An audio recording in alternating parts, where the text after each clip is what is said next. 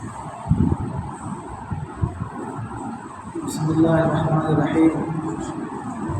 الحمد للہ رب العالمین والصلاة والسلام علی سید الانبیاء والمرسلین وعلی آلہ واصحابہ اجمعین ومن تبعهم بإحسان إلى يوم الدين وبعد۔ اللہ کے رسول صلی اللہ علیہ وسلم کی بڑی پیاری حدیث ہے، ان اللہ تجاوز لی عن امتی الخطأ والنسیان وما استکرہوا علیہ۔ اس حدیث کا مفہوم ہے کہ اللہ رب العالمین کا ہم لوگوں پر بڑا احسان ہے، اللہ رب العالمین کا بڑا کرم اور فضل ہے کہ اللہ رب العالمین نے ہمارے نبی محمد صلی اللہ علیہ وسلم کی وجہ سے ہم لوگوں کے کچھ گناہوں کو معاف کر دیا۔ اسی کی تفصیل اس حدیث میں ہے کہ اللہ رب العالمین کی رحمت، اللہ رب العالمین کا فضل، اللہ رب العالمین کا انعام اس امت محمدیہ پر، وہ امت محمدیہ جو امت اجابت کے نام سے جانی جاتی ہے، جس نے اللہ کے رسول صلی اللہ علیہ وسلم کی بات مانی اور ایمان لائے، وہ سب اس میں داخل ہیں۔ تو ان کے لیے یہ بشارت ہے، یہ خوشخبری ہے،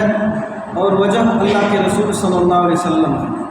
کیونکہ حدیث میں ان اللہ تجاوز لی، اللہ رب العالمین نے میری وجہ سے معاف کیا۔ تو اس میں اللہ کے رسول صلی اللہ علیہ وسلم کی فضیلت بھی آتی ہے، اور اس سے اللہ کے رسول صلی اللہ علیہ وسلم کی فضیلت ثابت ہوتی ہے۔ وہ کون سے گناہ ہیں جو اللہ رب العالمین معاف کر دیتا ہے؟ تو وہ گناہ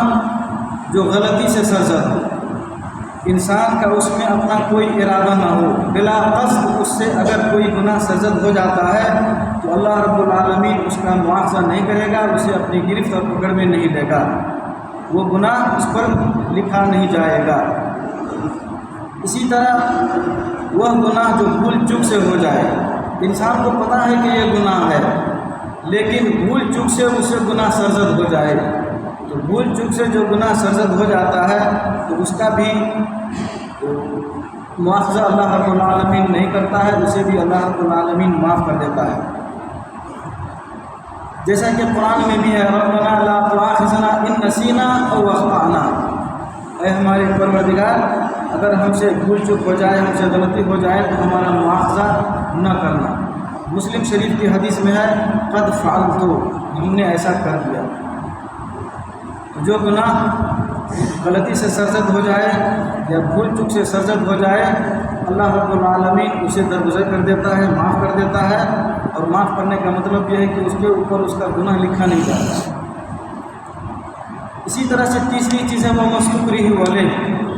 وہ کام جس پر انسان کو مجبور کر دیا جائے کہ تم کو یہ کام کرنا ہے، اس میں اس کی مرضی نہیں ہوتی ہے، اس کا کوئی آپشن اور اختیار نہیں ہوتا ہے،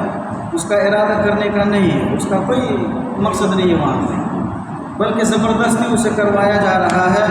تو اس طرح کا بھی گناہ اللہ رب العالمین معاف کر دیتا ہے۔ جیسا کہ قرآن میں ہے الا من اکرہ وقلبہ مطمئن بالایمان، یہ آیت حضرت عمار بن یاسر رضی اللہ تعالیٰ عنہ کے بارے میں نازل ہوئی ہے کہ ان کو مشرکین مکہ نے پکڑ لیا تھا اور ان سے کچھ کفریہ کلمات کہلوایا تھا، نبی صلی اللہ علیہ وسلم کا انکار وغیرہ کروایا تھا، تو انہوں نے ان کی موافقت کر دی جان بچانے کے لیے۔ پھر اللہ کے رسول صلی اللہ علیہ وسلم کے پاس آتے ہیں اور کہتے ہیں کہ اللہ کے رسول صلی اللہ علیہ وسلم ان لوگوں نے مجھے مجبور کر دیا تھا۔ تو اللہ کے رسول صلی اللہ علیہ وسلم نے پوچھا کہ پھر تمہارے دل کا کیا حال ہے، تمہارا دل کیا کہہ رہا ہے؟ تو کہا کہ مطمئن بالایمان، میرا دل تو اطمینان سے پر ہے،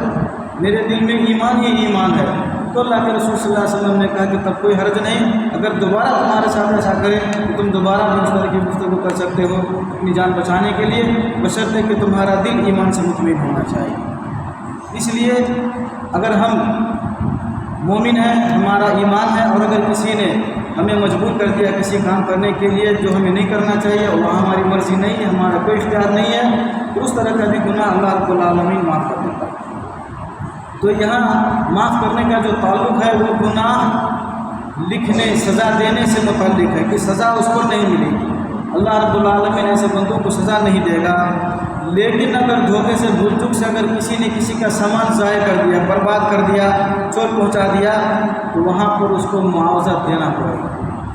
معاف کا جو تعلق ہے وہ حکم تکلیفی سے ہے، لیکن معاوضہ دینے کا تعلق کسی کی کھیتی برباد کر دیا، کسی کا سامان برباد کر دیا، کسی کا سر توڑ دیا، کسی کا ہاتھ پیر توڑ دیا، کسی گھر میں کچھ نقصان پہنچا دیا، تو یہاں اس کو معاوضہ دینا پڑے گا، اس کا تعلق حکم وسیع سے۔ اسی طرح مجبوری اور اکراہ جس کو کہتے ہیں، اس سے علماء کرام کچھ مسائل مستثنا کرتے ہیں، جیسے زنا کرنا ہے یا کسی کو قتل کرنا ہے۔ اگر کوئی کسی کو مجبور کرے گا تم فلاں کو قتل کر دو ورنہ تمہیں قتل کر دیں گے، تو یہاں پہ جس طرح سے اس کی جان ہے اسی طرح سے اس کی بھی جان ہے، دونوں جان برابر ہے، اس لیے یہاں پہ قتل کرنا جائز نہیں۔ یہ کوئی نہیں کہہ سکتا ہے کہ مجھے مارنے کی دھمکی دی اس لیے میں نے فلاں کو مار دیا، یا اگر کسی کی عزت و آبرو سے کھیلنے کے لیے کہا جائے، کسی کے ساتھ جھگڑا کرنے کے لیے کہا جائے، تو دونوں کی عزت برابر ہے، اس کی بھی عزت ویسی ہے جیسی اس کی عزت ہے۔ اس لیے یہاں بھی یہ نہیں کہہ سکتا ہے کسی نے مجھے مجبور کر دیا جھگڑا کے لیے تو میں نے مجبور کیا، یہ اکراہ میں اجبار میں داخل نہیں ہے، اس کو دھیان میں رکھیں گے۔